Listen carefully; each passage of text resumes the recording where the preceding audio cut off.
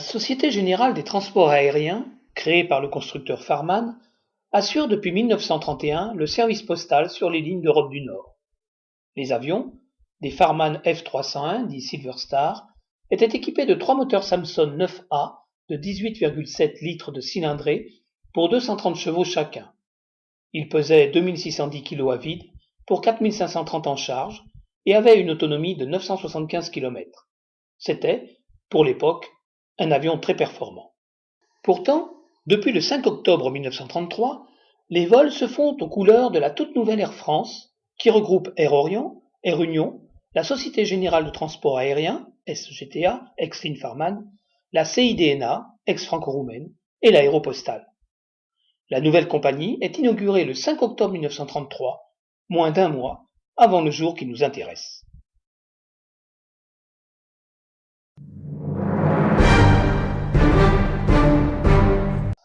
En 1922, René Labouchère, chef pilote au Grand Express aérien, définit avec Raoul Badin le contrôleur de vol Badin. Cet appareil combine un anémomètre, une bille, un indicateur de virage gyroscopique à dépression et un niveau mesurant l'assiette longitudinale. C'est le premier équipement qui permette de faire du pilotage sans visibilité de façon contrôlée.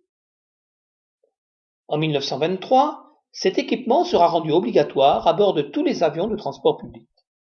Le premier système d'aide à la navigation est la radiogoniométrie au sol, dont le principe était connu depuis longtemps. Plus tard, viendra la radiogoniométrie en vol, avec des radiobalises au sol ou NDB.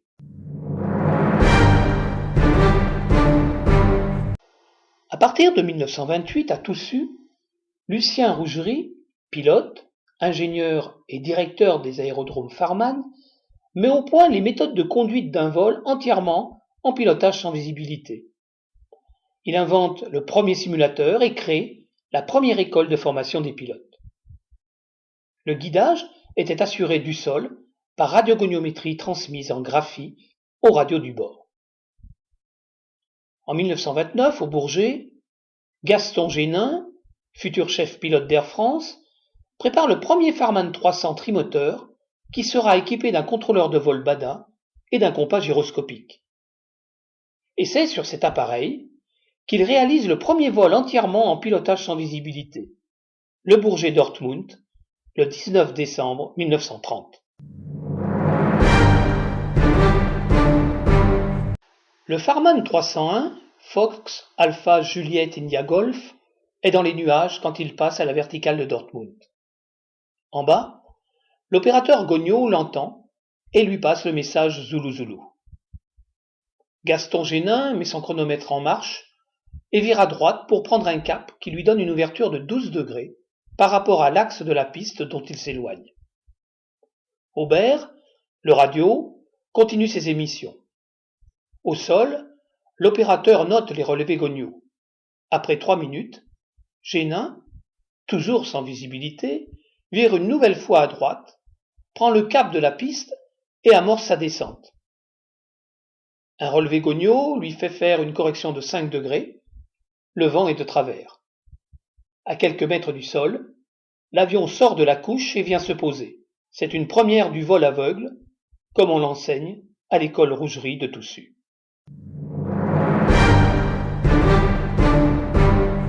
En 1931, l'équipement des F300 sera complété par le premier horizon artificiel réalisé par Sperry.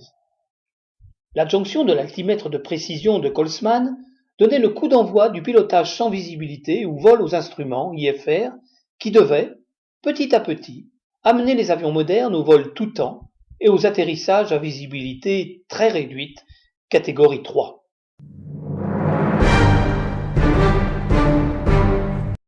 Depuis 1920, sur les rives du Rhin, à Sternenfeld, sur la commune de Birsfelden, se trouve l'aérodrome de Bâle. Il n'y a pas de piste fixe, mais dans sa plus grande longueur, on obtient 900 mètres.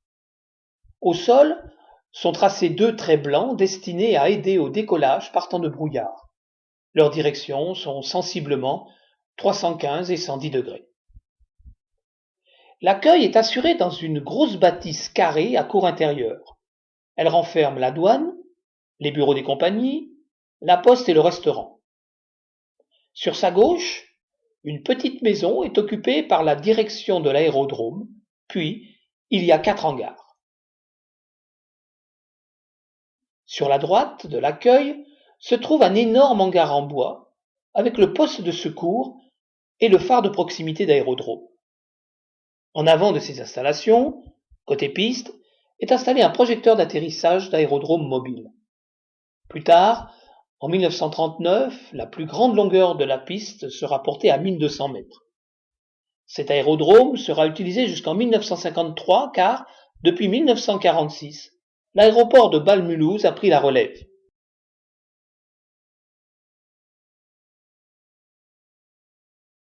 À Sternenfeld, l'industrie a pris la plus grande partie de l'espace laissé par l'aérodrome. Au nord, une écluse géante et un mini-canal ont créé une île occupée par un parc. La partie sud a été envahie par l'industrie pétrolière et l'aérogare remplacée par des cuves géantes.